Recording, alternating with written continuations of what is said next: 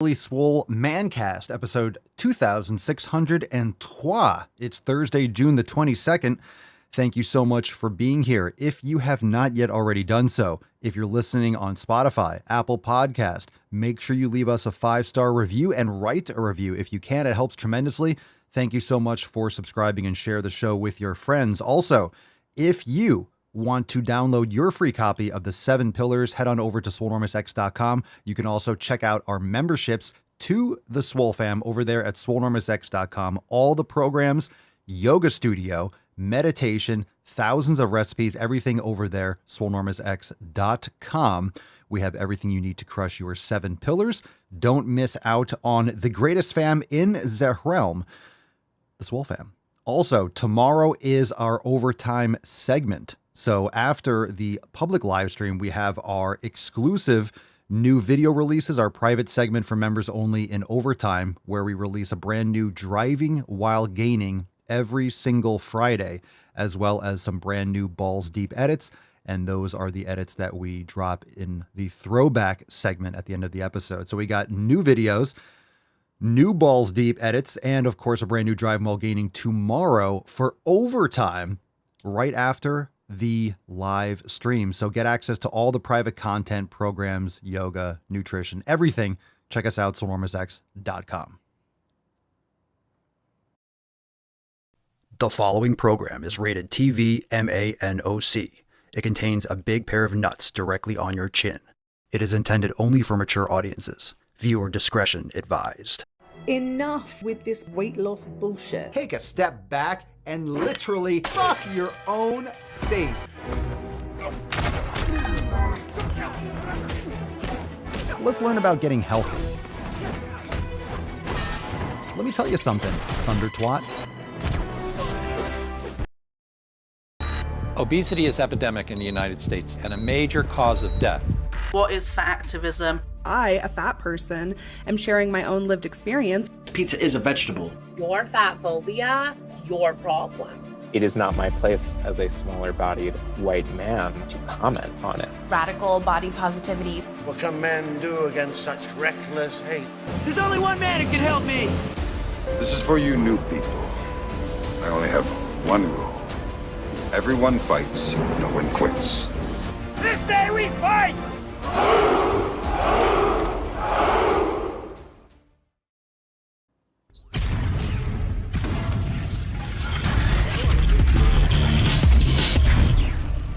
It's the name of Florida. The sun is shining, the birds are chirping, the bacon is sizzling. Welcome to the Daily Swole.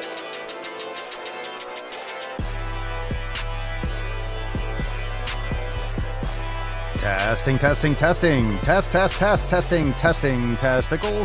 testicles, testicles. Welcome, everyone, to episode 2603 of the Daily Mother Swole, the most muscular swolecast, beercast, broadcast, gangcast, mancast, pimpcast, sleevescast, and slaycast in the realm. Because when I flex, you flex. We all flex our biceps. What's going on, beaches, booshes, busters, hustlers, and your hoes? It's your boy, Papa Swolio, back with another episode. In today's episode, the Beastcast is brought to you, is powered, is sponsored by Everesting K2, flexing on all you be shit. Fucking Catalina mixer. It's the fucking Catalina wine mixer. It's the fucking Catalina wine mixer. All right, fam, welcome to the show. Welcome. Happy Thursday. It is Thick Thursday, after all. Very, very thick. It's very thick, if you haven't noticed. Because Welcome to the show. We're here every single day. Reminder, tomorrow's episode, we have overtime, which is going to be fucking absolutely epic with a brand new drive while gaining, so don't miss out on that. We do that every single Friday, so join the fam, swolenormousx.com, and be there for tomorrow's overtime segment. Brand new DWG. It's going to be Liddy McTitterson. If you know the DWG, well, you know what it's all about, and it's going to be absolutely nasty. We're going to go deep, literally and figuratively. If you know, you know. If you don't know, you're going to find out tomorrow. So let's get into today's episode. Drop in the comments, what are you smashing today? Hit the thumbs up button. Share the show right now with, I would say share the show with your friends. Share the show with people that you hate. Share the show with people that you despise. Share the show with people that are just fat, lazy fucks that need some knowledge cock. Share the show right now. Hit the thumbs up button and let's fucking get into it. Let's bust the nut open. Drop in the comments, what are you smashing today? Let's fucking go. Falcon! bitch. Come on, Falcon. Thank you, Freddie. Okay.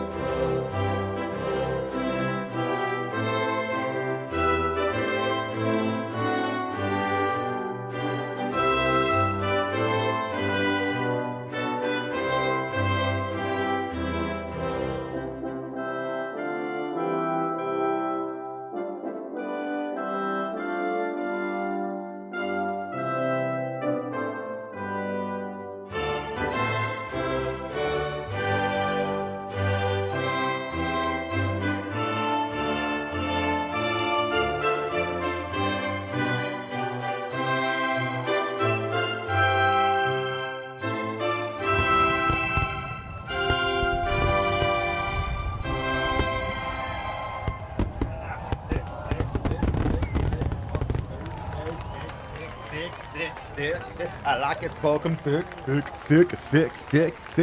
it fucking thick. All right. Thick Thursday. Hashtag Thick Thursday. Drop that in the comments. Let's fucking get it on. Let's get it on. Emotional damage. I like some Thick Thursday. I think that's the new thing. Everyone likes it. Thick Thursday. All right. Let's get into that tip. We got a lot to go over today. Babe, just an inch. Sloppy. It's cold outside. That was sloppy for show. Sloppy for show. All right, we're still in the deepest part of Jack June. Reminder that if you have not yet picked up your 4th of July merch, there's still time, but you're pushing it. At least you'll have for the rest of the summer, but head on over to papaswolio.com and get 20% off all 4th of July merch, all 4th of July collection. Check it out on the homepage. And it's in the main menu as well. Use code USA at checkout for 20% off all 4th of July merch. Now is the time to do that. Don't miss out. Don't be slacking. Go get your fucking moich. Go get your fucking moich at jabronis. That being said, today's first post. What's in the box? We got Ben. Can I call you Benjamin? I shall. In our discussion boards, Ben says, what's up? Everyone just joined, was able to drop 60 pounds during COVID, but suddenly 25 pounds has crept back up. Suddenly 25 pounds crept back up. Joined here to stop the bleeding and refocus and get better. I'm 35-year-olds living in Virginia. All right. Thanks for being here, Ben. Stoked to have you. And nothing's crept back up. You haven't been taking care of yourself. Now it's time to get your 7 pillars in fucking order. No excuses, Ben. Welcome to the fam. Dora says, gonna head out to the park to go for a walk/run, then do some calisthenics and yoga at home. Then head to the gym after that. Been slacking this week because I've been a lazy beach, LOL. Getting back on track. Good. Next job is to not get off track. Understand that if you don't fall off track, you don't have to get back on track. If you don't quit, you don't have to start again. Are we blowing minds today? Thanks for sharing, Ben and Dora. Thanks for sharing, everyone. All right, let's get into a couple email responses. Make sure that you are signed up for the email list. Make email swoleagain.com if you want to get on the list. If you're not on the email list, you're missing out. Stretching out that inbox daily. Go to makeemailswoleagain.com. This one's from Fede, in response to the what do I eat email. Fede? It's a Fed. He's a Fed. Okay. Attacks on me, quite frankly, are attacks on science. Today, Papa Solio, what about the training during this 6 to 8 weeks of elimination? Keep training the same or should change something? What food? Is this diet, coaching, tracking included in the monthly membership? Really not the place to ask for this, but I guess we can discuss it briefly. The training depends on where you're at, where you're going. 90-Day Dash is a great program to go along with the elimination. You definitely don't want to train the same. It's not the type of eating protocol. If you're doing elimination, your focus is the nutrition. Your focus isn't the training. It's just straight up. The priority, if you're doing the elimination, the priority is elimination. You can't waver on the elimination. Your training can adjust to match, but doing the elimination is not that you're eating nutrient void foods. You're eating the most nutrient dense foods. So you're actually getting much more nutrition if you're doing a proper elimination. but at the same time, your body is going through a lot of changes. These foods are addictive like drugs. You're going to feel withdrawal symptoms. So you can have headaches. You can have crazy ass fucking cravings. Your body's all fucked up from eating these foods. So your priority should be the nutrition, not so much the training, and you can adjust your training protocols to match. Is the diet coaching / tracking included on the monthly membership? Go to swolenormousx.com and it will explain everything that you get with your membership. Straight up. It's all there. It's all there. It's all on a chart. It's listed. It's explained.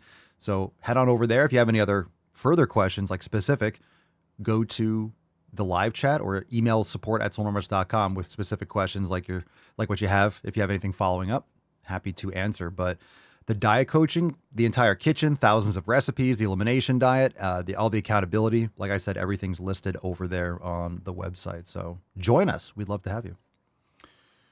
All right. We also have one from the email, Don't Be Like Most People, from Nick. And Nick says, Hi, Papa. I have a few quick questions for you. I've cut out a lot of the bad shit, still tapering off the booze from 5 to 8 drinks a day to 5 a week.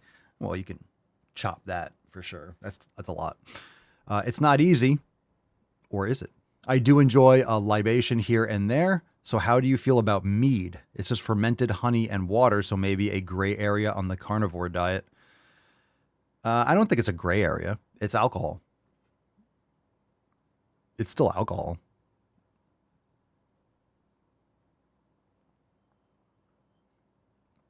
It's not about the base necessarily. So question 2, for an example, let's base this on alternating bicep curls. So we'll move on to the bicep curls. It's not the honey that's the issue. It's the actual alcohol. Okay, so let's see here. Alternating bicep curls, instead of a bunch of slow reps, you say do a couple warm-up sets. What does one have to do with the other? Then 1 to failure. Can you go into the warm-up to max weight ratio? If I do a couple sets with 15 to 20 pound dumbbells, then hop to 30 or 35 to 5 or 6 reps, is this what you're recommending, or even lighter for the warm-ups? Well, the warm-up, it doesn't matter. The warm-up is doing whatever you need to do. That's it. So it's a good question. The warm-up is literally whatever you need to do to hit your all-out to failure set without injury. So you never just go into the gym. So when people say, oh, you do 1 set or 2 sets, you don't just walk in and max out. You don't just walk in and pick up the weights. Oh, I'm going to curl as heavy as I possibly can. You need to warm up. The problem is a lot of people when they go to the gym, and that's why the programming, I generally just recommend doing some reverse sled, maybe a minute or 2 with the clubs, a couple, like a dead hang, just to kind of get a little decompression, doing a swollen 7, which is 7 minutes. A lot of people go into the gym, they do a workout for their warm up. People go to the gym and do like 15, 20 minutes of cardio first, and then they're doing all this mobility stuff. They're already drained by the time they start their workout. So you really just need to do as little as required in order to prepare yourself. So yes, you could do mobility. Sure. Yes, you can get your body temperature up, but you don't need to be exhausting yourself. So warming up is just about warming up. It's getting yourself, like, what is warming up? People think you don't have to be sweating. A warm up is preparation. A warm up is preparing for your workout. Like, your goal is the actual resistance training, not the mobility and not the warming up at the beginning. Okay, so think about that. A lot of people exhaust themselves before they even start training. So that being said, you can do 3 sets. I usually do more warm-up sets for my first exercise. So for example, yesterday I did chest. I did 4 exercises. I did 1 all-out set for each one. So I did some reverse sled just to get my body primed, to get my head in the zone. Did some dead hangs, did a little the Persian meals, so essentially club swinging. And then I went over to I have a flat chest press machine. So then I put on a 45 on each side, and I just did the movement very light. I didn't go 15 reps. I just did like 5 or 6 and just kind of moved my arm. Then I put on another plate. So I had 2 plates on each side. And then I did a little bit more of a serious set, but not really, 50%. Then I threw on a third plate, and I would say the set that you do before your all out set should be about 75, 80%. Some people say do it to not failure, but like almost or close. You're doing 10, 12 repetitions. That's a lot of exhaustion. That's a lot of reps. So it doesn't matter. I might just do 5 or 6 really sub-max, like 50%, because here's what happens when it comes to strength, when it comes to all out effort. That's your central nervous system. That's neurological. So your body, your mind, your nervous system is stimulating the muscle fibers, the motor units, the recruitment in order to fire as many muscle fibers as possible for an all out effort set. So if you're doing a maximum set, when I say maximum, it doesn't mean 1 rep max. It just means maximum effort. So maximum effort to failure requires the most neurological signaling and the most central nervous system stress. So you're priming it. You can't just go from sitting down to, you're not ready. Your body's not ready for all out maximum effort. So what you need to do is prepare your body for that effort. And even if you're just going really light, like, 35, like 145 pound plate, because it's a machine. So it's not really a plate on each side is not 135. But if I say 135, I'm just saying that for conversationally, it's probably just 90 pounds because the bar and it's really like 5 pounds, maybe 10 pounds. So bottom line, I have 1 plate on each side. I don't go from 1 plate on each side to 4 plates on each side because it's not enough neurological priming. So I get my body more towards pushing all out, but I don't spend it all. Okay. I don't really push to failure. So for that last set, it's like 70, 80%. I'm getting a little bit of a burn. I'm starting to get a little bit pushing, but then I stop and then I recover and then I load up the weight and then I do my all out set. So you're just trying to get your body and your mind, because your mind is what's controlling your strength. It's not your muscles. It's your nervous system's ability to fire all the motor units and motor neurons required to trigger the muscle fibers. So that's what you're trying to do. And this is why you can gain strength without gaining muscle, because you can get more unit synchronization. You can get more of that neural shock essentially to your muscles to drive up. And if you activate more, because you have a lot of motor neurons and motor units that are not being fired. It takes training to fire all of them and to prime your body and to get to that point where your body needs to, hey, we need to recruit more. We need to get more action, because the more force you're able to generate, the more motor neurons and motor units you're able to activate and to synchronize, because you could have them firing slightly off. It's like fireworks where it's like, it'll be loud, but it'll kind of be scattered. If you have every firework exploding at the same time, bam, it's going to be a lot louder. It's going to be a lot more impactful. So that's the mindset. So the warming up is relative. So bottom line, what I was saying is I did like 3 warm-up sets on the actual machine, not to failure, not crushing myself, but priming myself for that all-out set for that. The second exercise I did, I went to incline. Now that machine, I was already warmed up. I just did 3 warm-up sets, for example, and my all-out set. Do I need to do 3 warm-up sets for incline press? No. Why? I mean, if you feel like you need to, but you're just probably exhausting yourself, you're already warmed up and you just did an all-out maximum set. So I would just do 1. Plus I'm tracking. So I'm like, hey, I did X amount with X amount of reps last time. So I'll put on, a plate just to get a feel for the machine and like, okay. And then I'll put on the same weight and do more reps, or I'll put on maybe 2.5 pounds on each side or 5 pounds, depending on how well I did for the last set. And if you're giving yourself enough recovery between subsequent workouts, you're going to go up in repetitions and volume in your ability to do more reps, or you can be able to go up in weight very consistently. I've gone up consistently in all my weights every single subsequent workout for the same body part week, or it's not necessarily a week, maybe it's 10 days, but every time over and over and over again, because I'm actually recovering and I'm also training to that failure point, and I'm always adding and doing a little bit more. If I'm not going up, then there's something that needs to be, I need more recovery, or I need better sleep, or I'm not training hard enough. Anyway, so in other words, your warm up is going to be dependent on you. If you feel like, for example, that second exercise, the incline, If I felt like I needed 2 warm-up sets, guess what? Just do 2. It's no big deal. But chances are you won't because you already did 3 warm-up sets for pressing. Flat bench and incline, it's not that big of a difference, relatively speaking. It's not like you're doing a tricep extension, an isolation, or you're doing a calf raise or a squat. You're doing the same body part. You're just going from like here to maybe a little bit of a higher angle. So you're warmed up.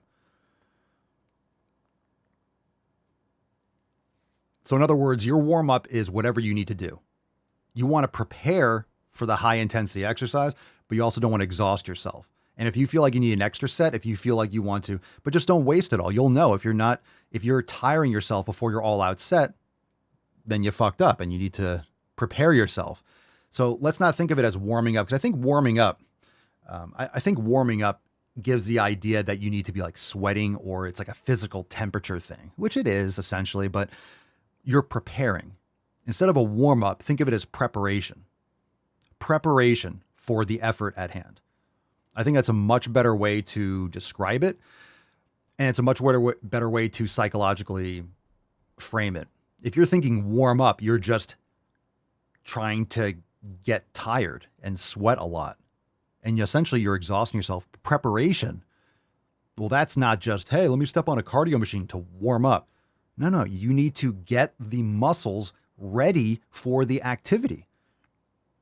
So you could jump right into some mobility and then you're going to do your warm-up sets. So you want to start, twisting, bending, because don't forget in your preparation, you're going to be getting a feel for how your body is. You're like, oh, I feel a little tight in my shoulder. So you work on that a little bit. Maybe you need more recovery. Maybe you're not fully recovered from your last workout. If you're moving and you're like, oh, I'm still tight. I feel rest longer, maybe shift the body part, do some more mobility that day and save your intense training for the next day. Because if you're not 100% recovered, then your body isn't ready for maximum effort.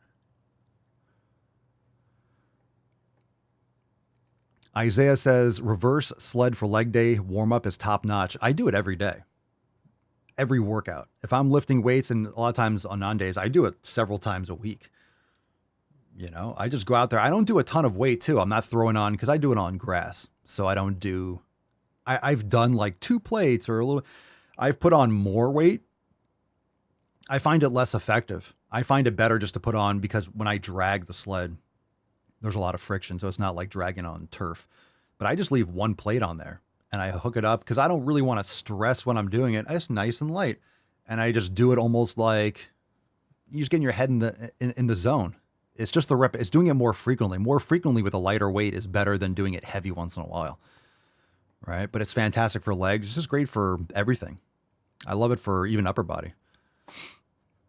Yeah, it's fantastic. All right, let's take a call. If you want to call into the show, let's get some questions. If you have a live question, you want to follow up with anything we just talked about, go to askpapaswolio.com if you want to call into the show. But if you have a live question, hashtag askpapaswolio. Drop that in the chat. We got one from Juan. Juan, you are number Juan on the show. Get it? Okay, it's taken me a couple tries to get this out in 1 sentence, but I've been inconsistent with my gym training because of my girlfriend, and I'm already aware that it's not really a good thing to primarily focus on one thing and then neglect one other, but it's just, I can't stop. I just want to be able to spend time with her. And it's like, it is messing up my my results. And I don't know what to do. It's like, go to the gym and then I feel this sensation or just this feeling that I can't because I'm not with her. So it really bugs me. And I just need like an opinion on what should I do. That's hardcore codependence, bro. I'm not a professional psychologist, but there's something you need to work on. Obviously, you know that. So you're asking for help. I would suggest going to a therapist. No joke. There's no stigma around that. It's important. You need to talk to someone. You need to talk to a professional because that's not healthy. There's something from your childhood, something, the way you grew up that's latching you onto her for whatever reason. You're sacrificing yourself. I don't really understand, like you want to go to the gym, but you just want to be with her, you're insecure or something. Like I would say you need to get professional help because that's not going to necessarily fix itself. You need to work on yourself. You're sacrificing yourself for someone else. I don't know what the details of the relationship is, all the inner workings, but that's why I would recommend going to a professional so you can lay this all out there and help yourself. She might be very toxic for you for whatever reason. Obsession isn't love, and obsession isn't something that this is not something that is a healthy thing. There are addictions in many different ways, and even with a relationship, I would just say you need to talk to someone because there's a lot of things you need to work on because this can negatively affect future relationships. And imagine what if this one ends right now, right? And you're not a secure, strong male. It's going to fucking break you, dude. So you're putting everything at risk because right now you're very unstable and you're not able to even function without her. That's not good. Most relationships don't work out. So wait till that happens. Then you're fucked. So I would definitely. Michelle says it's your first girlfriend. I don't know. It sounds like it's your first girlfriend or something, man. Yeah. So codependence ain't good, but I would definitely recommend speaking to someone because there's a lot more there than you're able to break down. But best wishes. Going to the gym is important. Do it. Fucking go. Get it done. Hashtag Thick Thursday for a chance to win today's Swole card. Stacy says, read, quote, attached. I guess that's a book. Thank you, Stacy. We see the Tainty Man. Oh, he's blocked by all the apparel. And the Chorch. And the Chore. The Churchly Worchly. All right. Hashtag Ask Papa Swolio. We'll get into some more questions. Thanks for calling in, Juan. One-armed warrior. I was in a toxic relationship for a year, and I should have gotten out of there when the first night he didn't want me to go to the gym because he didn't want me to leave. LMAO. Goddamn. Matt Damon. Get the fuck out of here. I don't want you to leave. Fuck you. Jack says the book Slaying Your Fear by Adam Lane Smith is great for insecure people. All right.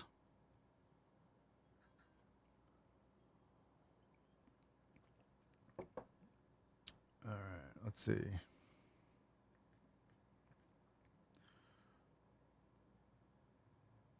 see. The Drew Davidson. Papa Swolio, knee pain when squatting and doing leg extensions. Any advice? Yeah, fix it. Are you doing mobility? You practicing yoga? You doing hip flexor activation, anterior tibialis work, loosening up your ankles? Very important to do tibialis raises. Very important to stretch your Achilles and do full range of motion. Jefferson curls are fantastic. Reverse sled, like we talked about, is fantastic. So yeah, all those things can help tremendously. Your mobility is shit. That's why and mobility means strength around all sides of the joint. Mobility is not just stretching. Wish you the best. Corrective exercise for sure. Okay, let's see. Danny Pancorbo, Papa Swolio, why I'm punching myself beyond. Why I'm punching myself beyond what there I can. Or pushing. Okay, that's probably a typo. Why I'm pushing myself beyond what I can. I'm not progressing. I sleep right and eat so. That's Instagram, so I got cut off. All right, so Danny, I'm pushing myself beyond and I'm not progressing. I sleep right. I eat. Well, it depends on what you're doing. I don't know what kind of training you're doing, so I wish I had a little bit more detail. But you might not be recovering enough. A lot of people push themselves, but they don't recover enough. They train hard, but they train hard from... So pillar number 4 of the 7 pillars is recovery, right? So you have recovery, and recovery is filling your cup. So in the 7 pillars, we have the filling your cup being essentially important. You can't pour from an empty cup. So if you're focusing on if you're training and you haven't filled your cup, if you haven't recovered 100%, then you're going to constantly fatigue and you're not going to progress. So that's usually the problem, is that your repair, if you're training hard and you're truly training hard, that's the important concept. A lot of times sleeping aids in recovery, eating well aids in recovery, but the intensity, a lot of times, that's the main concern. Let's see. Alvaro Machado Sibasun. Is swimming a good option for non-rest day? So you mean active recovery? We don't like rest days. Make sure you're doing something. You're doing something to invest in your health. So active recovery, swimming, as long as you're not exhausting yourself, right? So you have to think about what's your goal. All right. I would do like maybe intervals. So it's not like long duration swimming. I would do like maybe like the sprint, rest a little bit, sprint, fast, rest. It doesn't need to take you a long time. And it really depends on what your goal is for swimming. You might like swimming. You might enjoy swimming. So it depends. I'm sure you probably enjoy it, which is why you're going. But yeah, going for a bike ride, swimming, there's great for cardiovascular. If you're trying to improve your cardiovascular health, you want to do more interval, right? Get into the higher zone training, which is great for your VO2 max and such. I'm not necessarily a big fan of like long distance, duration, but if you enjoy that, right, there's a difference. If you enjoy it and that's your passion, there's some people who love to run long distances. That's their thing. That's their life. I'm not judging. I think everyone should be lifting weights. And sometimes those people lift some weights too. But, if your goal is to build muscle, so it really comes down to what you're trying to accomplish. If your goal is to become the best swimmer, then obviously the weightlifting is going to take a certain approach in order to make you the best swimmer possible. If you're saying, hey, can I do swimming? You can go hiking, you can go biking if you want to just do general activity and then yoga or something like that. So if your goal is to build as much muscle as possible, the most important thing is you're not exhausting yourself, right? So when you're not training, when you're not lifting intensely, your repair is all geared towards you lifting intensely in the near future. So if you're doing a lot of intense cardio or whatever, it might just delay your recovery, your central nervous system, your overall fatigue, right? You just don't want to fatigue yourself. So recovery is the deal. Everyone's going to recover differently. That's another thing to understand. Everyone's different. Everyone's unique in the sense that some people take longer to repair. So if you're not healing fast enough, that could be the issue. If you're not healing fast enough, you might just need some more recovery. So if you're adding in a lot of like cardiovascular training and things like that, you might just need longer recovery periods between your training. Let's see here. C Shipway, I want to get, quote, the rock big without taking steroids. Is that possible? No. Are you as tall as The Rock? No. Not without taking juice and having his genetics. Can you get big? Sure. You're probably going to get fat, though. Everyone's going to hold a different amount of muscle naturally. Can you get really big just eating and training hard? Sure. I don't take anything. I might take some TRT or something in the near future if I do some testing and I could raise my testosterone higher. But that's why I get sleep and I eat well and I take pretty good care of my body, doing things naturally, not exposing myself to endocrine disruptors when I can, doing the best that I can in terms of my environment. So my health and my hormones are going to be as high as they're going to be just by being aware of that. But of course, we all age, so that's going to be something that I'll consider. I'm not against it. I'm not like, oh, I'm never taking it. I don't have the kind of pride like, well, I should never take it. That's my principles. I want to live vibrantly. I want to lift hard. I want to maintain muscle mass. I don't want to be decrepit and fucking feeble. There are benefits to these things. But anyway, no, you're not going to get like The Rock without... You're not going to get like The Rock without being The Rock. Frank, Papa Soy, I'm going camping. We'll take maybe a question or two more. I am going camping at the end of the month. What would be best to bring along to use to keep working out? Space is at a premium. Well, it depends on what you're looking to do. If you're just looking to do a little something, you could use a club. I mean, you're camping. You could always hit someone with it. defense mechanism, or just a kettlebell. A kettlebell is probably the best thing to bring anywhere, because if you could bring one thing and like the weight doesn't matter, maybe it's like, you could bring like a 35-pound kettlebell and you could do every body part with just one. It's easy enough to carry. If you bring one that's too heavy, it's going to be weight in the car. You may have to bring it to the campsite. It's going to be fucking heavy. You can't do every exercise with it. So you could do mobility with a kettlebell. You could do some power. You could do single arm. So even if you have a 35-pound kettlebell, you could do one-arm kettlebell swings and just do higher repetitions. And that's going to be great for your glutes too, because, it's more challenging because it's one arm.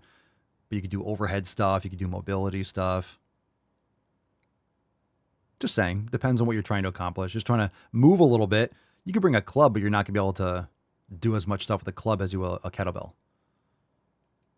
Right? Stacy says, what about resistance bands? Yeah, that's a great one too. Or a TRX or something, like a suspension trainer, or a pair of rings. You could bring rings and you could hook them over a branch. They have portable ring sets and you can anchor it. So yeah, those are things we could use your body weight. Bands are great. A TRX is great. You could bring a kettlebell. Like you could bring both, because you could throw those anywhere. Just some ideas. Yeah. Okay. Well, I guess I'm buying a kettlebell. Well, you have to practice and know what you're doing too. Because you could also hurt yourself with a kettlebell or get blisters and stuff if you try to ramp up too quickly. But I would start practicing it. It's a great thing to travel with. If you go camping often, it's fantastic. Bring an axe, cut yourself a log. Nice. All right, let's go. Any other questions? I might have missed a couple. Got a lot of comments that came through. A couple good answers on those. Got a couple good questions there. We got one more here. Let's see. Calisthenics or gym? Oops. Let's do it. Calisthenics or gym? Well, that kind of plays off the last question about bringing a kettlebell camping. So nothing wrong with calisthenics. Using a bar or rings. There's nothing wrong with that kind of stuff. Bodyweight things are great. Yoga is body weight, right? So there's a lot of good things that you can do. But again, is it calisthenics or gym? I mean, calisthenics is training. The gym is where you train. So whenever someone asks me, oh, well, this or that, it's like the swimming question. It doesn't matter. It's kind of, it's arbitrary. What are you trying to accomplish? So if you're trying to become the best aerobic athlete and run marathons, then you have to train a certain way. You're not going to be doing fucking max squats and shit like that. If you're practicing, you're going to be running all the time. So you need to focus on what you're trying to accomplish. Calisthenics or gym? What are you trying to do? Are you trying to build a lot of muscle? Then gym. You're trying to get better at calisthenics? Then guess what you should do? Calisthenics. Can you build muscle with? Yeah, but to a point. Your overload, you're not going to be able to progressively overload in the same manner. And the reason is because your body, you'll improve strength, but you're not going to put on a lot of size. You see a lot of people do calisthenics and all this bar work. They might be muscular, but they're very skinny and they don't have legs because they're only just doing upper body all the time. I mean, you're not going to get jacked by doing a bunch of burpees and shit like that. So it really depends on what you're trying to accomplish. What's your goal? And then is your training mapping to those goals? Wilberto, Papa Swole, I've been having lower back pain on the past few days. I think I'm sleeping in the wrong position. What exercise or stretch would you suggest? Any kind of hips and twists, lower back, maybe Jefferson curls, going light, stretching. Dead hangs are great. Reverse hyperextensions are fantastic. If you have access to one of those machines, you could do it on the edge of a table too with just your body weight. It's excellent for decompressing.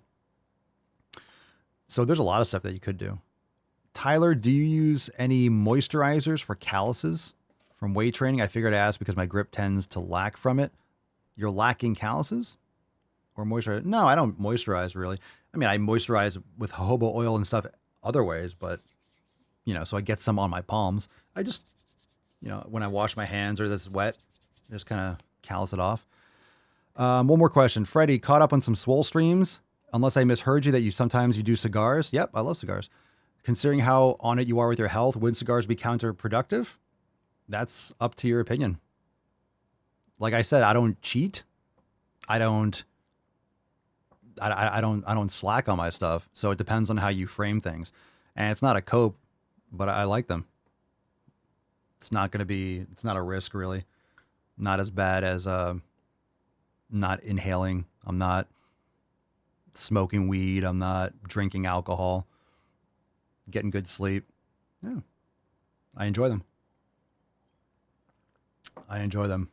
Much better than alcohol or marijuana, things like that. Yeah. Everything's a trade-off. Everything's a trade-off or a risk. And everyone's different. Everything's a risk profile, right? So, I mean, I think it's a great question too. I think it's a great question. And it goes with anything. So if you think about training, like this relates, I appreciate the question. This relates to anything with the training, with nutrition, everything is risk reward, right? If you want amazing returns, a lot of times you have to take higher risks, but there's certain things in certain aspects where, for example, stock market or investments, with investments, you take a higher risk and get a higher reward, but you can also get cleaned out. Same thing with exercise, but a higher risk with an exercise isn't necessarily the same, doesn't map to the reward the same way. You don't need the most risky exercise for the greatest reward. You could do a lot of high risk movements. And it's not going to get you the reward that you think. So a lot of times you need to pair, there's always a lot of risk, but you need stability. So a stable exercise is going to be a much better idea because your risk of injury is going to decrease and your ability to produce force. Risk reward, so short-term gratification, long-term outcomes, nutrition choices, eating Dunkin' Donuts or Krispy Kremes or a 2-liter Diet Coke. There's a lot of, it's all risk reward. Life is all risk reward. You can drive a car. There's a much higher risk than walking down the street, right? You're walking, you're less, of course you can get hit by a car, but walking is a decreased risk. Let's say all things being equal, there's no one around, there's no cars, or you're not walking in the road.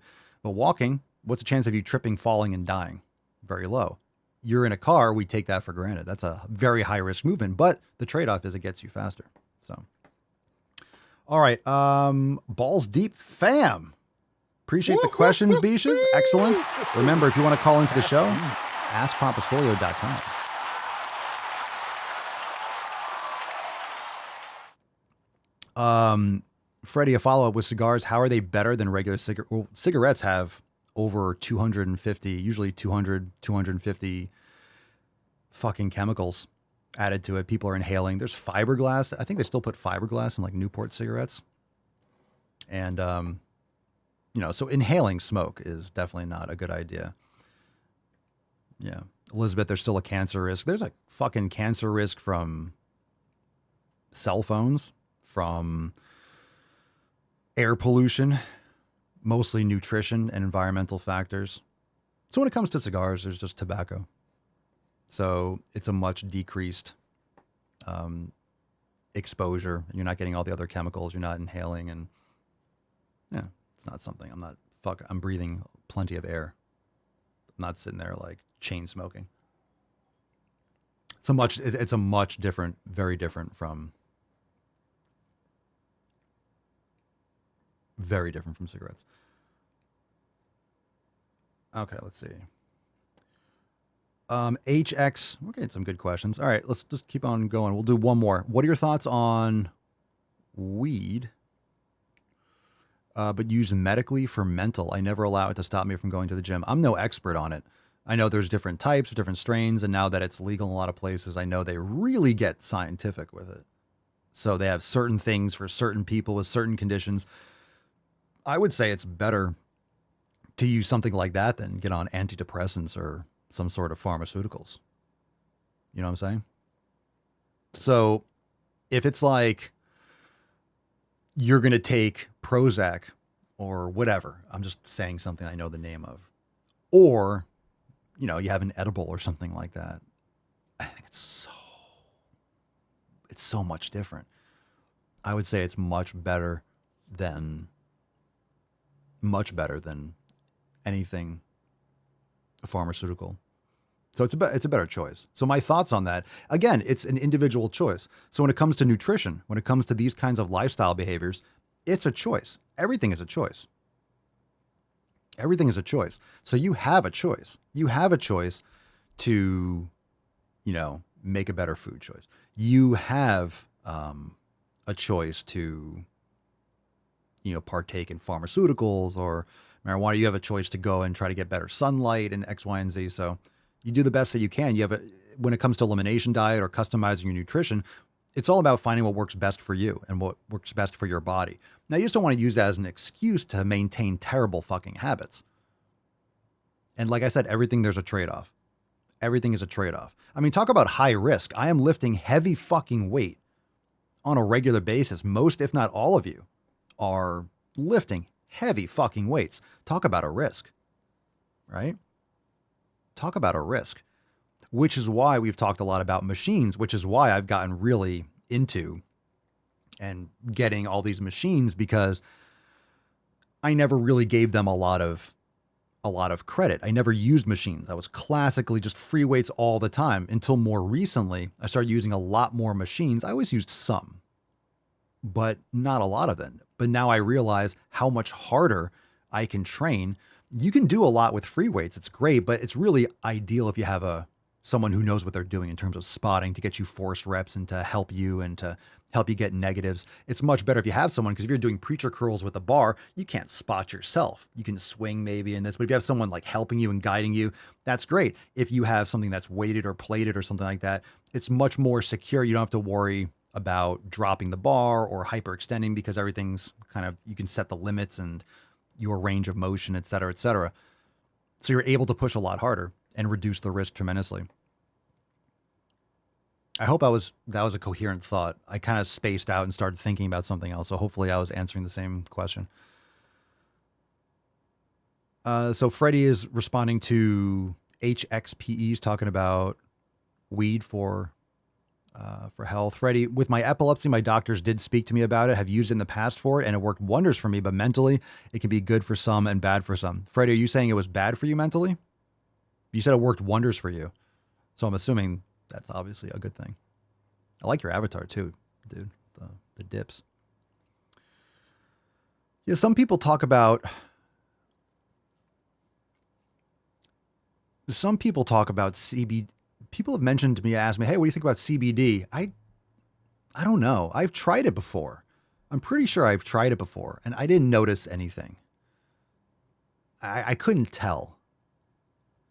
But here's the thing. I don't have like ridiculous crippling anxiety. I don't have, I think that's also an issue. I don't have chronic pain where, my shoulder bothers me all the time or I can't sleep. I don't have trouble falling asleep. I don't have a lot of anxiety or whatever you would use CBD oil for, or a lot of people do that. So I never like to say it doesn't work, because some people swear by it. Okay, who am I to, you take it and it works, then great. I'm glad something works. I would rather you take that than some fucking pill. But I think it's, if you're coming from a place where you have a chronic issue and you notice it get better, well, that's pretty fucking obvious. Then whether it's placebo or not, who cares? You're taking this stuff and it feels better in terms of that. So I think it's because I just don't have anything like a chronic issue that would specifically target. If I had a lot of insomnia and then I started taking CBD and I slept like a baby, well, that's a lifesaver. So maybe that's why I didn't notice it. It's kind of like you put on your tongue or something. I guess there's different ways to do it. Maybe I didn't give good stuff. Maybe I didn't take enough, but I didn't know what I was supposed to feel, because it's not psychoactive. So it's not like you're going to take it and be like, whoa, I'm high, bro. Freddie says, me doing heavy dips have its risks, but the benefits outweigh the risk for me. Yeah, of course. Of course, if you have good form. So Freddie, for example, if you have good form and you're doing dips and you're doing it with good form, you've built up and you're not overdoing it and you're warmed up, then yeah. But of course, think about it. Heavy dips with weights and stuff, that's a lot of risk, right? What if you slip? What if your arm goes in? And, but if you're trained, and dips are a fantastic exercise. Risk reward. It's all risk reward. So in other words, stack the deck in your favor for a reward. All right, let's see. Oh my God, this fucking idiot. Hold on a second.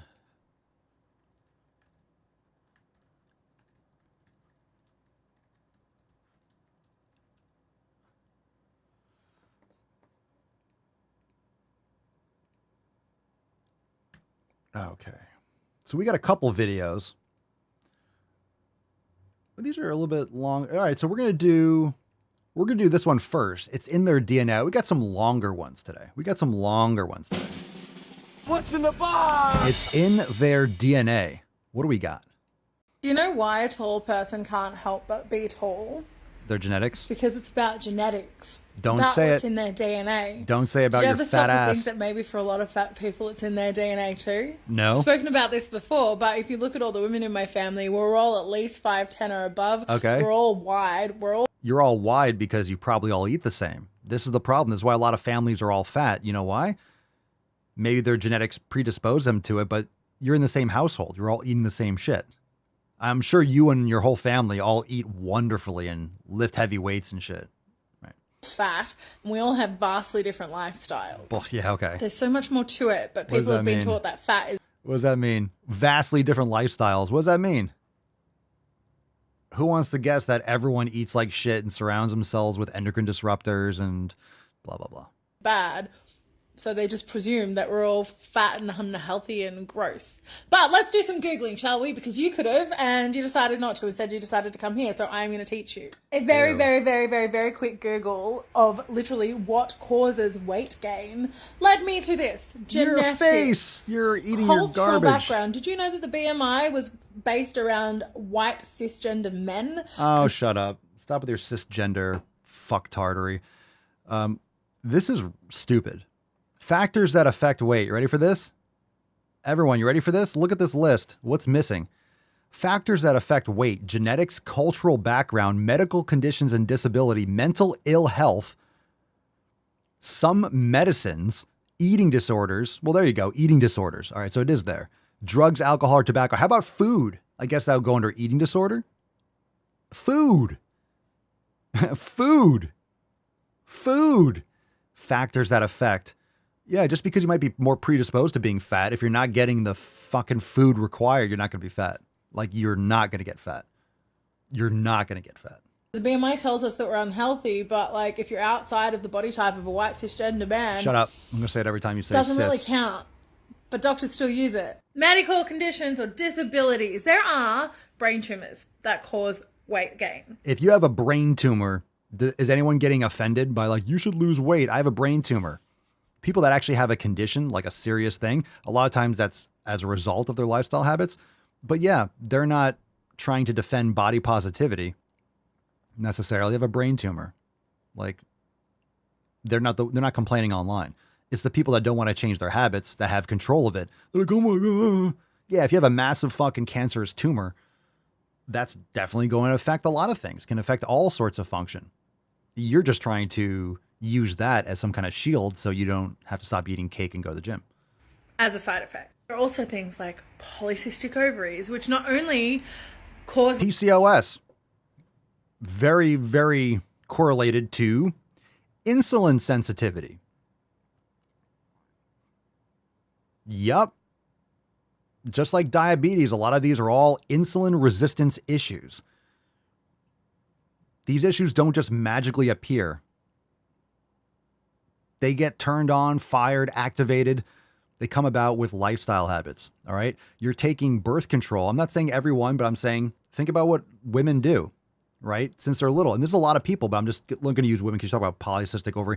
Men don't have ovaries, in case you were wondering. So just to clarify, I'm about to go on a fucking rant here. Boys have a penis, girls have So women vagina. are putting makeup on ever since they're kids, putting in lipstick on, all this stuff on their lips, eating it all the fucking time, absorbing all these things to their skin, deodorants, perfumes, body lotions, all this kind of stuff. A lot of makeup is absolute toxic garbage. There's some good companies today. Mama Swole talks about it all the time, but there's a lot of shit. All right. So you're eating like crap. You're not sleeping. You're not exercising. You're constantly lathering yourself with estrogenics. You're on birth control, all these things. Then you wonder why you have PCOS.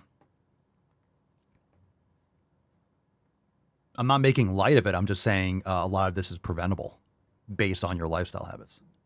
Weight gain. Weight gain is one of the side effects. And part of the fucking treatment option is like to lose weight, but it's next to impossible to lose weight with PCOS. Chicken or the egg? That came first. Your terrible habits came first. Then you had PCOS. And yeah, are you shocked that it's hard to reverse a condition because you've already fucked it up? Yeah, once you break something, look, once you blow out a fucking tire because you never put air in it and you just drive over nails all the time, it's kind of hard to repair it. You can plug it a little bit, right? Once you blow out your engine, you can't just snap your fingers and fix it. Well, let me stop driving my car. Maybe it'll fix itself. Mental health. Mental health is a fucking huge cause of weight gain because mental health is a huge cause of weight gain. I'm going to disagree with you there. I think your weight gain is a result of your lifestyle habits, which led to your weight gain and poor mental health, because we know the gut-brain axis, your immunity, your mental function is a direct relation to your sunlight, to your nutrition, your exercise, all those things. So what led to your weight gain also led to your poor mental health. How many people with poor mental health are eating really well, exercising every day, getting plenty of sunlight, meditating? None. Otherwise, you wouldn't have poor mental health. It would be dramatically decreased. We need to make depression actually depression again. Depression is not, well, I don't feel like training today. A low mood is not depression. Okay? We've like bastardized that fucking word. Everyone has a mental health disorder now. No shit. Like I say, if you're going behind a McDonald's and you're driving around the back of this fucking building to get a greasy bag of garbage, you're a fucking crackhead. You're an addict. You have an eating disorder. If you're going through a drive-thru, you have an eating disorder. Unless you're getting like some water, and then you shouldn't be drinking out of plastic. Unpopular opinion, right? If you're going through a Taco Bell drive-thru, fun fact, you have an eating disorder. If you're just pushing a button on your phone and having someone deliver you a bag of garbage because you're too lazy to get off your fucking couch, someone's delivering you garbage, you have an eating disorder. We just don't talk about food in that way. It's like someone coming and dropping off cocaine to your house. Here's your bag of garbage. Here's your bag of vegetable oil. Does someone order some fried vegetable oil? Yeah, here we go.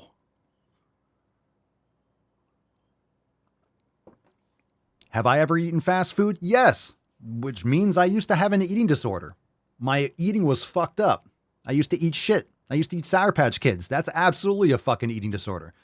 I put that garbage in my face repeatedly.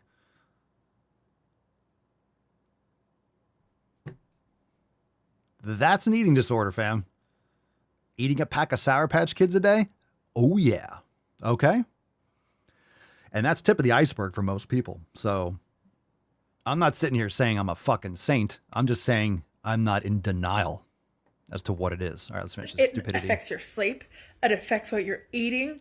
Again, this chick is putting the cart before the fucking horse. The cart ain't pulling the horse, Mochambo.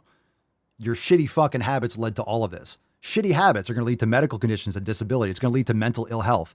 It's going to lead to activating epigenetically certain sequences that are going to make you more prone to gaining weight. It is an eating disorder, right? Some medicines. Why are you on so many fucking medicines? Because you don't take care of yourself. Blah, blah, blah. Okay. It's fucked. Eating disorders. Not only do eating disorders affect the size of your body, but they also impact, particularly if you're in a bigger body, how likely a bigger body. Why are you in a bigger body? Because you created it. It is that you will get adequate diagnosis in a timely fashion, because fat people are less likely to be diagnosed with an eating disorder because people less see likely people to be losing weight. Fat people. All right. Fat people are less likely to be diagnosed with an eating disorder. Do you have to be diagnosed? You're wearing it. You don't need a diagnosis. You don't need a professional opinion. You're obese. You have an eating disorder. Why? Have you seen your dick lately? Have you seen your clit? Can you see your toes? There you go. Diagnosed with an eating disorder because people see people losing weight, fat people losing weight, and they're like, oh yes, go queen, instead of asking how. 9 seconds. Or why, or if they're okay. Drugs, tobacco, alcohol, enough said. Like the list goes on. Just smile and wave, boys. Ignorant. Smile and wave. Well, she can.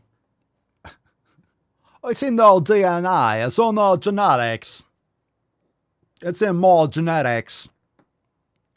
I was born and I'm just going to be fucking morbidly obese. You just happen to defy all laws of physics. So physics stops with you. There's a lot of physics out there, right? Gravity exists, the conservation of mass, but for you, you just break all those laws.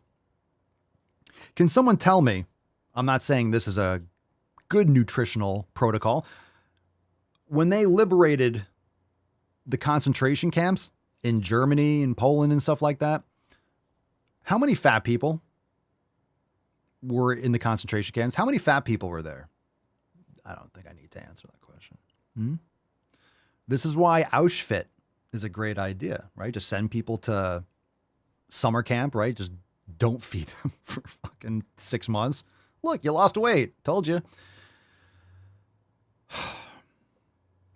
Anyway, 0. All right. A horrible occurrence. Not making light of it, obviously. Well, maybe I am. I did make a Auschwitz joke. I love that idea. But let's be real.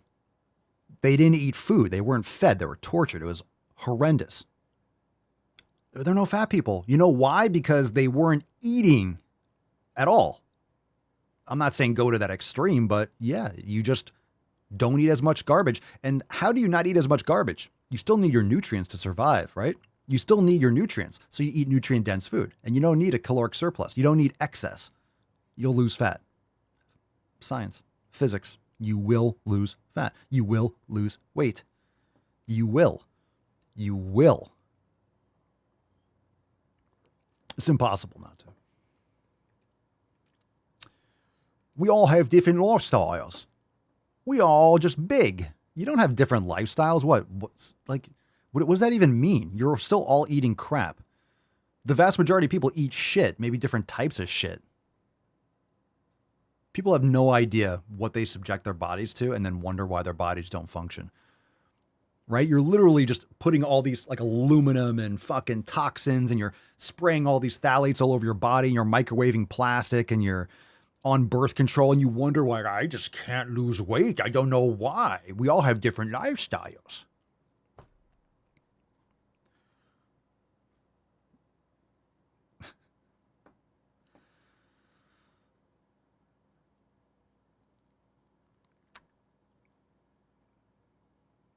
All right. Let's see. Stacy. I went down a spiral with mental health when I had my thyroid removed and gained weight, had poor habits, stopped working out, added to my poor mental health, had to get my mind right, and here I am. Good for you. Thanks for sharing. Okay, let's see. Betty Ford. I was in good shape when I got anxiety and insomnia and needed meds at the time, but also part of the fam, so I knew I needed to get off them and get back in the fucking gym. Good for you. I'm not making light of people's struggles either. Everyone's going to have their own shit. And the problem is once you find out, sometimes you have these issues and you deal with them for 20 years, right? And then all of a sudden you find my content or you read something, you're like, oh shit. There's also that regret, right?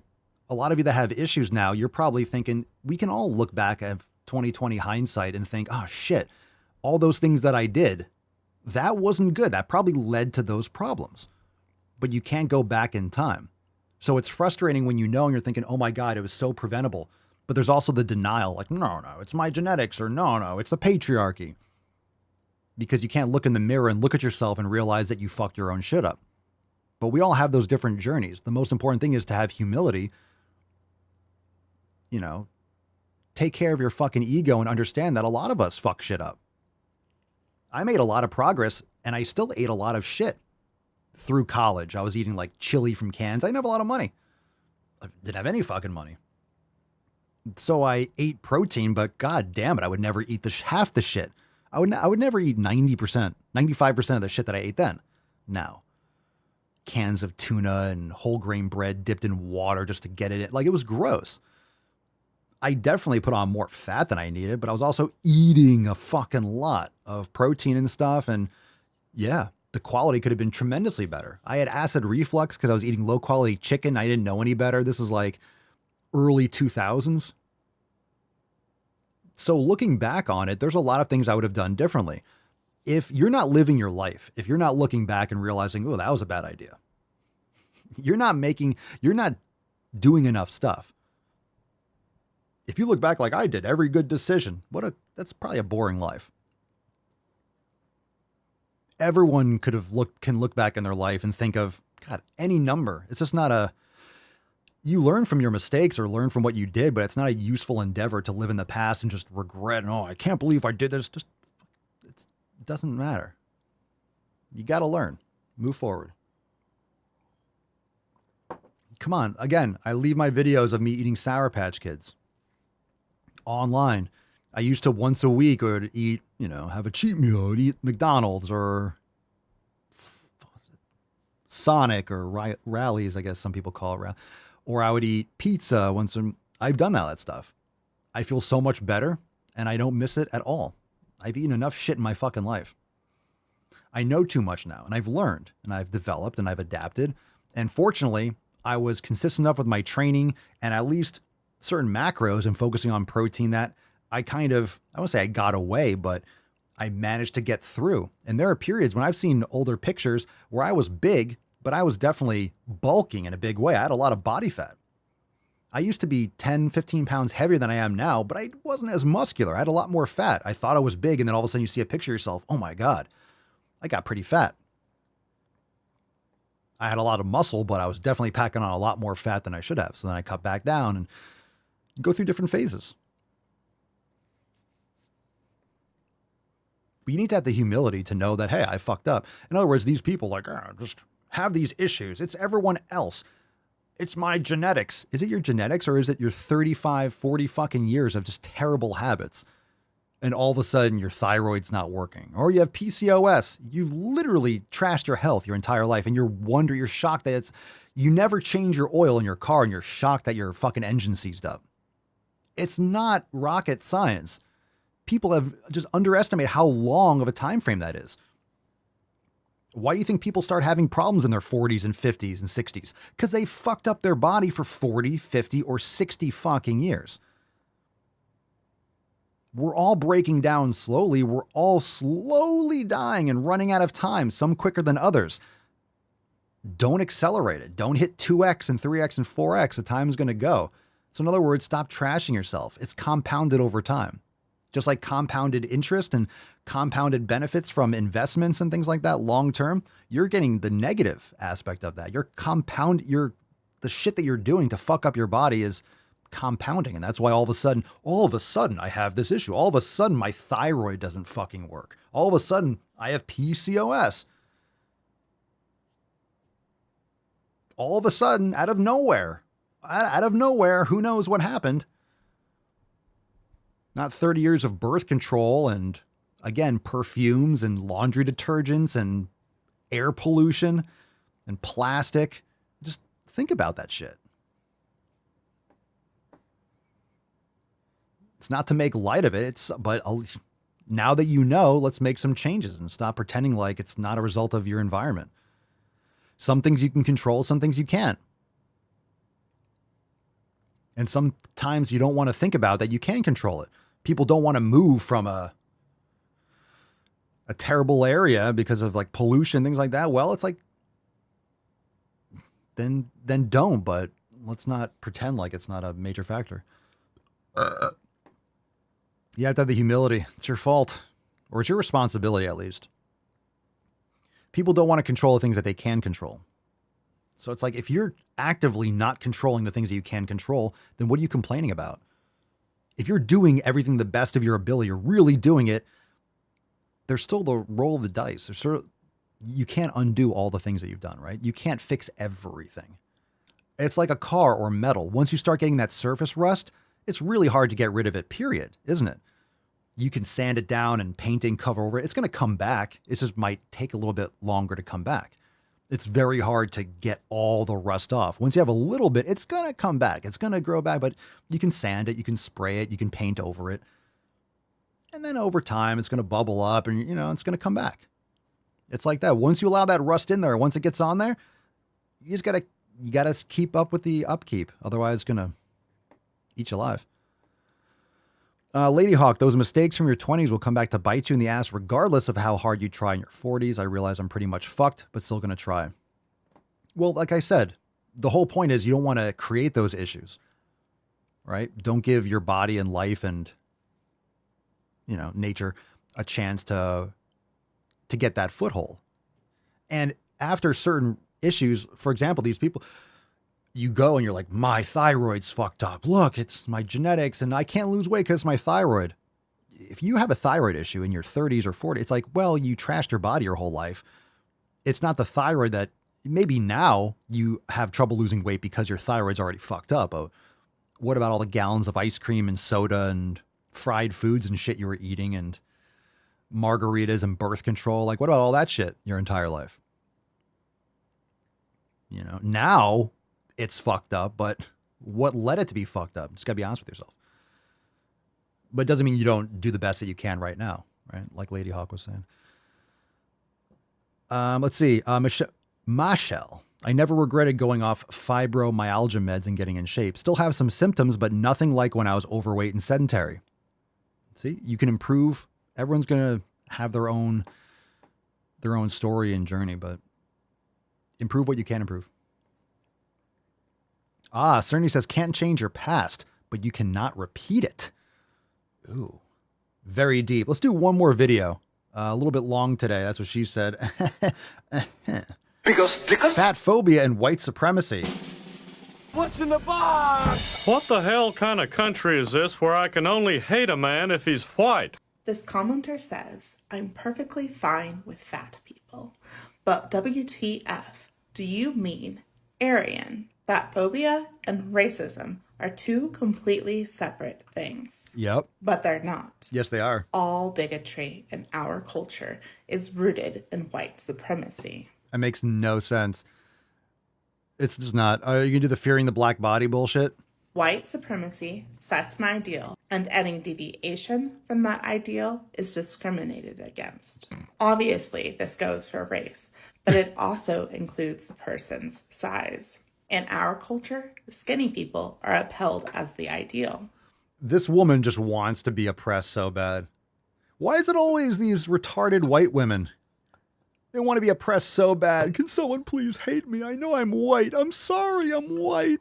I would love to be oppressed. Can you oppress me too? I know you don't like black people, but can you not like me too? I'm fat. Does that count? Please? Does that count? I can be fat. Can you hate me, please? Please hate me. There's also racism behind why skinniness is considered the ideal. Because as white women, we want to set ourselves apart from black women who...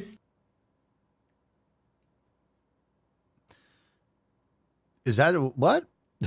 Are you saying that you're a racist? Are you saying that you are a racist? Because as white women, we want to set ourselves apart from black women? That sounds racist. I've never heard any woman say that. And I have experience with a lot of women. I've been around a lot of females. I've never heard any woman say, like, we want to set ourselves apart from black women. That is sounds pretty racist to me. Black women who stereotypically have curvier bodies. All bodies are beautiful.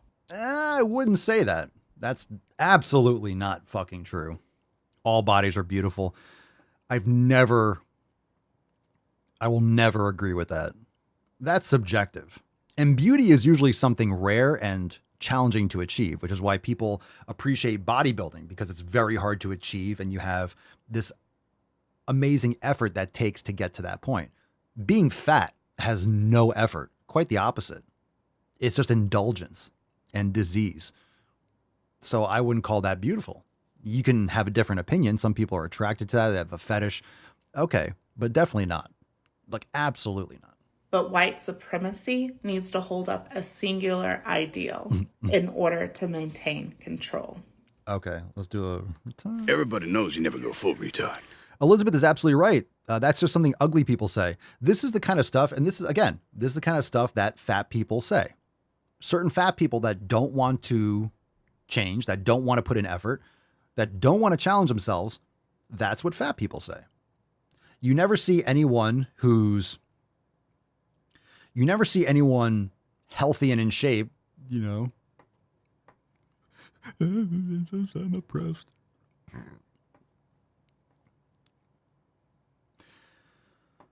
Okay. That's retarded. Let's do a throwback, fam.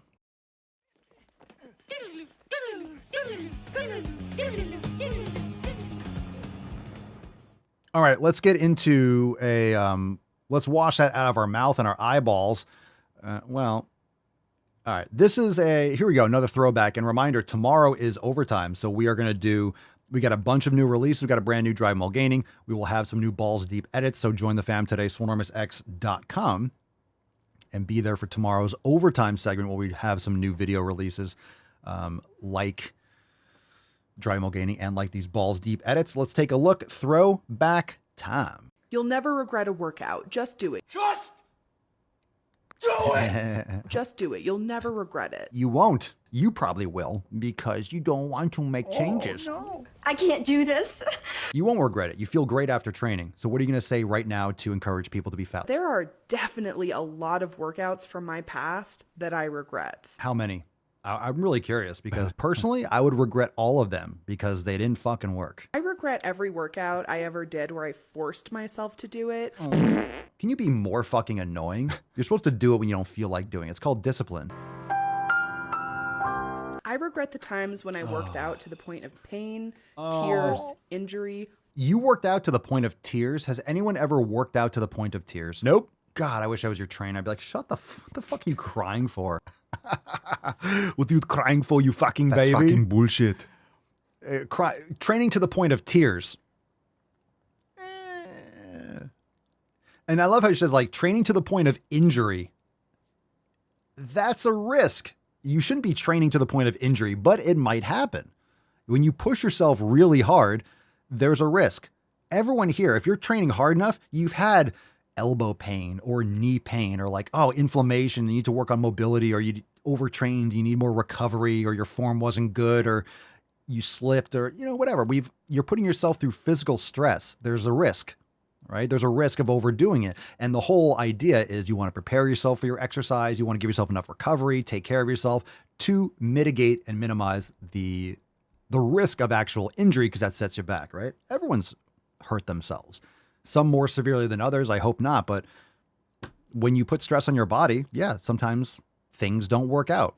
But if you do it better with purpose, you reduce your risk of those negative outcomes. Anyway. Fucking crying in the point of tears. Oh, no, your tears. Oh, your tears.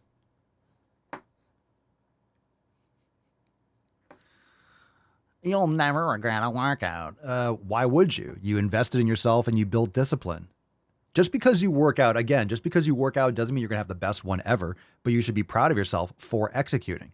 Now, you don't want to use that as a cope and like, well, at least I exercised, and just go through the motions and say, well, at least I did it today, and just pat yourself on the back for nothing.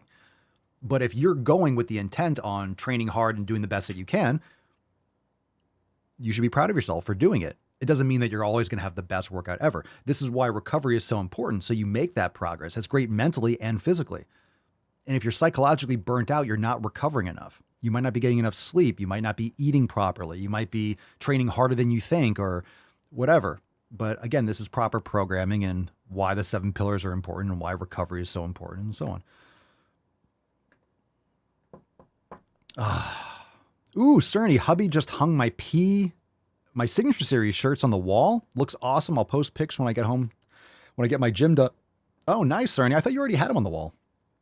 That's fantastic. Definitely want to see that. I thought you already had them on the wall. I thought you shared a picture of them all on the wall. Or are they leaning up on a dresser or something? Maybe I misremembered. I mean, some people have thrown up. A lot of people have that experience. You eat too close to a workout when you first start doing it. You have that experience less and less. You might feel like passing out, but the nausea, that's not a good thing.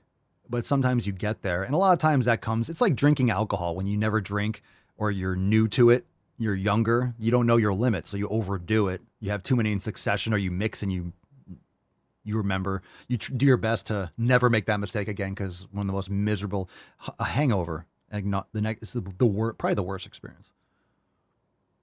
That's the worst experience ever. A hangover is the fucking worst. It's so bad.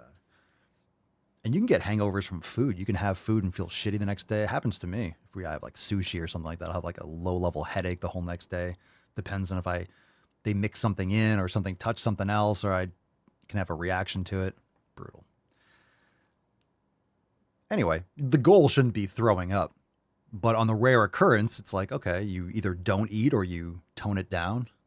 There's no need to throw up. Anyway, the more opportunities you give yourself to have a great workout, the more great workouts you'll have. It's not rocket science. Okay, swole card time. Swole card time. Swole card time. Overtime tomorrow. Thick Thursday. Let's see the Tainty Man. Yeah, he's blocked by the shirts and the apparel. Look at the church. Oh my goodness. Say hi. Say hi to everyone.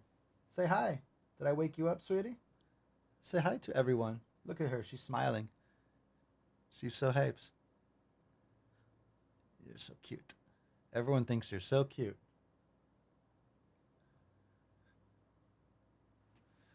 Everyone thinks you're so cute. Yeah. All right, the church. Here we go. Thick Thursday.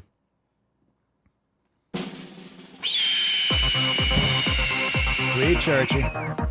Thick Thursday.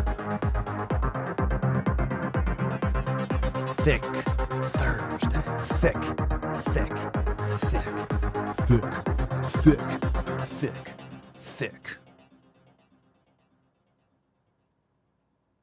We got a winner. The Brian Show. Brian, congratulations, dude. Congratulations! Very good. I was looking at the wrong thing. I was on the cursor. Congratulations, Brian. Send us an email to support@swolenormous.com. Swolecard 2603. In the subject, your mailing address in the bio of the email. Great show today, fam. We'll take some soundboard requests. Brian, I know you got one. I arrive in America's airport with clothing, US dollars, and a jar of gypsy tears to protect me from AIDS. Oh my God, Matt's back, fucking rigged. Oh Jesus, never satisfied. Cope.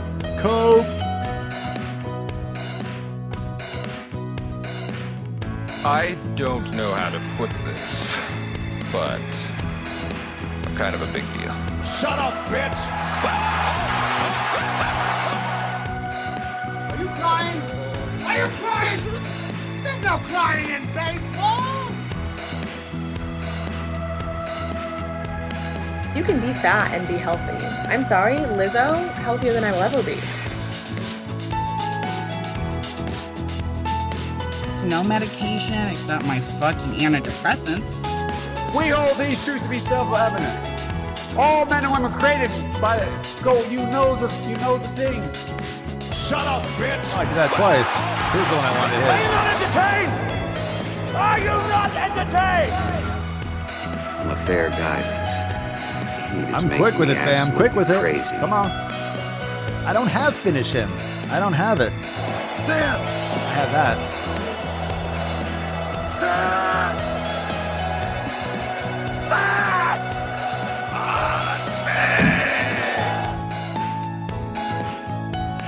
You lose. That's fucking bullshit.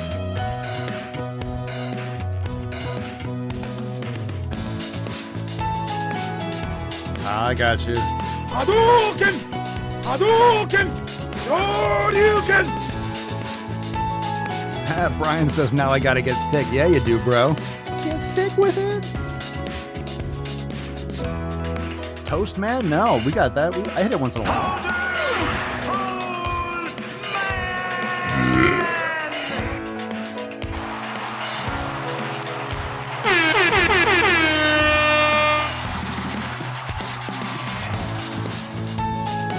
Hells yeah, baby. And by the way, you know, I sit on the stand, and it get hot. I got hairy legs that turn blonde in the sun. And the kids used to come up and reach in the pool and rub my leg down so it was straight, and then watch the hair come back up again.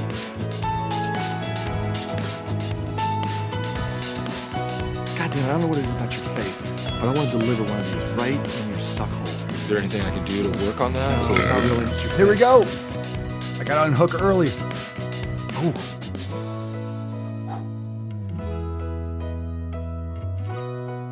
Why did you get corn pop? Ooh, fucking nailed it. Nice. Nice. I am very willing to let the American public judge my physical and mental my physical as well as my mental fitness. Today, Junior fam, thanks for being here. Episode 2603. So tomorrow we have overtime. It's going to be awesome. Brand new Drive While Gaining. We'll see you then. If you want to get access to all the nutrition, all the programs, like I said, 90-Day Dash, Swole Mastery, Scorched Earth, Swole Season, the upcoming drop of Maximum Swole. Check out everything. Over 300 yoga classes. SwoleNormousX.com. Join the fam today. We'll be back here tomorrow for 2604. It's the FEFcast. And of course, we have overtime. Hit that thumbs up button on the way out and leave us a 5-star review on Apple Podcasts and Spotify, anywhere you bang your ear holes. Thanks for being here. See you tomorrow. Peace, McGee's, Deuce, Magoose, your boy Papa Swolio. Oh. Crazy flow, need a straight jacket. Cash flow, I'm a bank addict. 6 subs, had the bass smacking. 808, had the place clapping. 3 girls is enough for me, so I pull out like the stock crashing. Like an IPO, trying to purchase me. This a private sector, so you can't have it. Faking all that boom bapping. Who you think you is, boy? 90s want they sound back, so I give rap all these fake rappers as I take matters in my own hands. I don't need rapping, I don't need Zans. I don't need help, I'm a grown man. Now they king left and they so mad, it's like yeah, I found that. Young king with my crown at. 10 racks in the fanny pack. Couple hundred in the Louis bag. That's a bed that you made. That's a bed that you made. That's a bed that you made. That's a bed that you laid. What kind of game is you playing? We go hard in the paint you. What the fuck is you saying? I only go where they pay. What kind of game is you playing? Yeah, whoa, my shit is relevant. Our topic, my melanin is popping. I'm taking skeletons on closets and making new deposits. I'm in my element, no ollies.